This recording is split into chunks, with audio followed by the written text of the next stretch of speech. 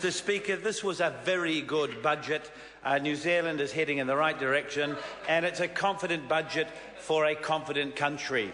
And that statement sums up the difference between this side of the House and that side of the House. A confident budget for a confident nation.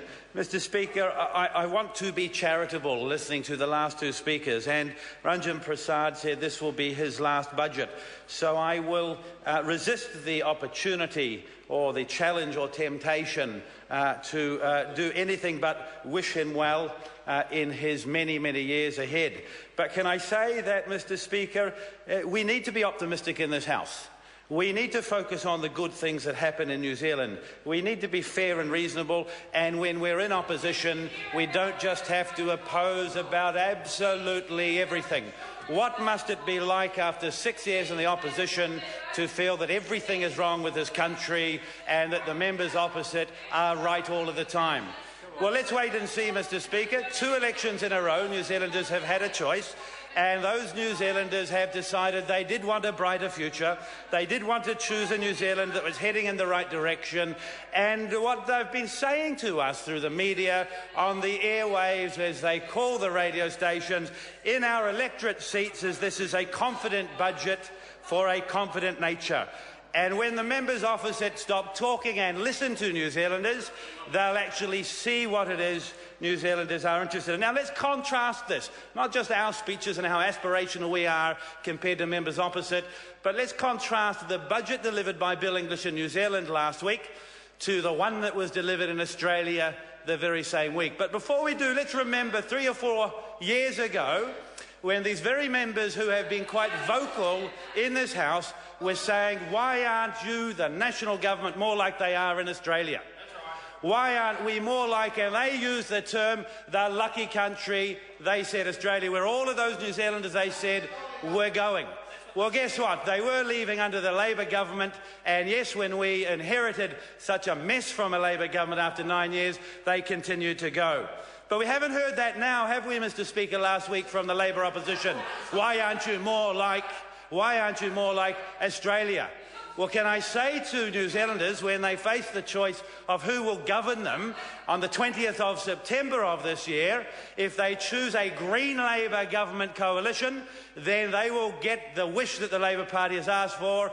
They will be much more like Australia in this country than we are today.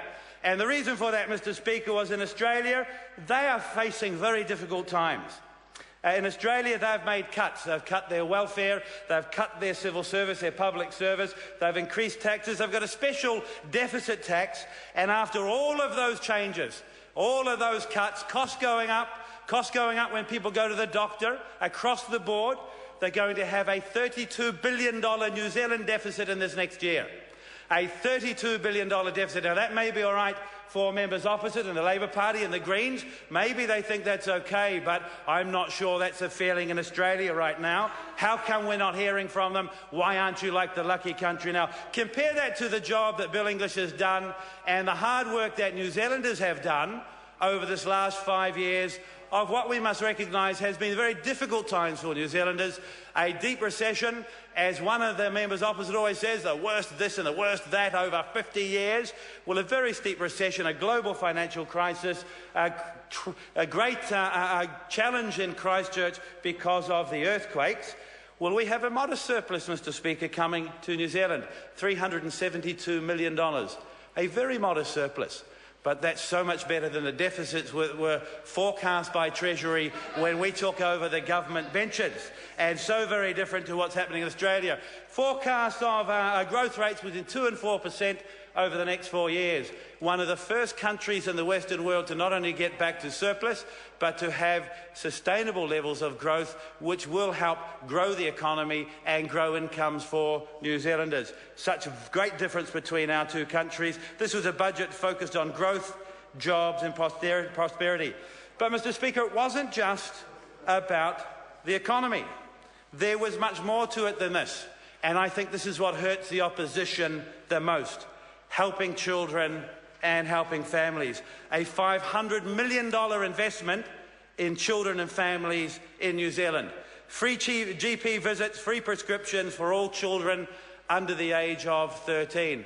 I think that's an excellent policy, and I congratulate Bill English and Tony Ryle for making this possible. Without the hard work and the dedication and the caution around government spending of the last 5 years, it would not have been possible to do this with a deficit, with a budget surplus. Free GP visits and free prescriptions for every child in New Zealand under the age of 13. 4 weeks extra paid parental leave extended to caregivers and other parents. That'll be welcomed by parents in New Zealand and their caregivers of other children. Increase to the parental tax credit of $70 a week, bring it to $220 per week. $155 million extra into early childhood education. More money spent on ECE every year under this government than any year before. And guess what, Mr. Speaker? The taxpayer, mums and dads and their children are starting to see a return on this investment in children. $155 million extra into early childhood education, and members opposite reject that and don't support it, and $33 million extra to support vulnerable children. Mr. Speaker, $33 million extra to support vulnerable children, to create 8 new children's teams. Now, in my electorate of Rotorua, a seat I won 6 years ago, I was re-elected 3 years ago, and will work very hard for every single vote there this year. We've had a children's team, Mr. Speaker, delivered to us 2 years ago, and it empowers the community and all of those groups to come together to focus on those vulnerable children, to put them first and to make their lives better. And already we are starting to see the community growing, coming together and working through that. So we have that in Rotorua already. It started a few years ago. We've worked hard. It's starting to work well. And now we're able to use those things that we've learnt, we've demonstrated, roll them out to 8 other parts of the country at a cost of $33 million. Well, the members opposite would say a cost. Mr. Speaker, on this side of the House, we see that as an investment of $33 million into vulnerable children to make their lives better. Well done to Tony Ryle. Excellent work around helping children, and the rest of the team around families.